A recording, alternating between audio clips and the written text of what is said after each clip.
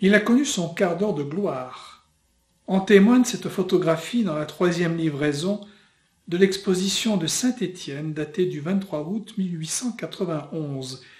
Une planche entière entre la page 44 et la page 45 immortalise le maître canonnier. L'image a plu, elle plaît encore.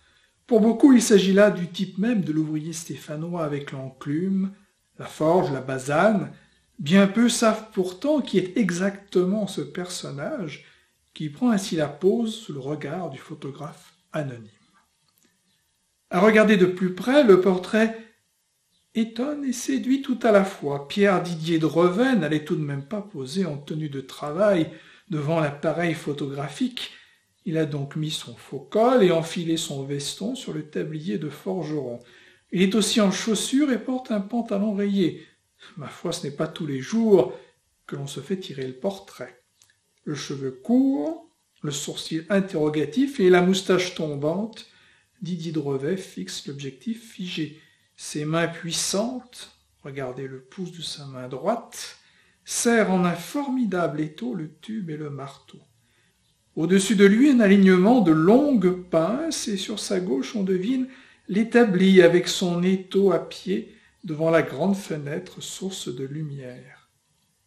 À l'âge industriel, point de machine et un nombre incalculable d'outils à main, aussi toutes ces pinces diffèrent entre elles, chacune ayant une forme adaptée à son usage. Le caractère rudimentaire de l'outillage ne doit pas abuser. Le travail du canonnier est d'une grande technicité.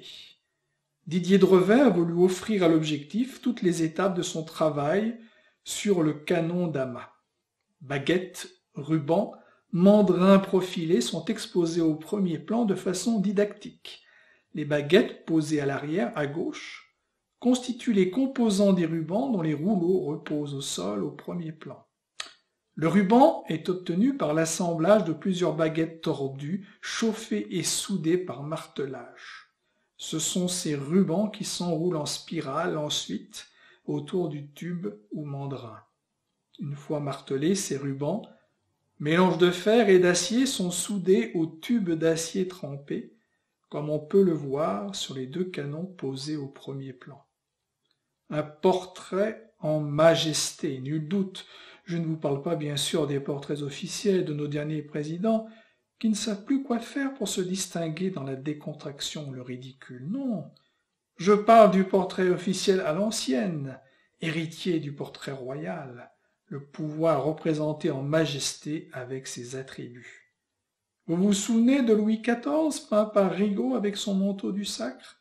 Cette pose debout, la main reposant sur une table, eh bien, le sceptre de Didier, c'est son marteau, l'enclume lui tient lieu de table, la basane de manteau du sacre. Cette image du canonnier entre ainsi en résonance avec les représentations allégoriques de la ville de Saint-Étienne.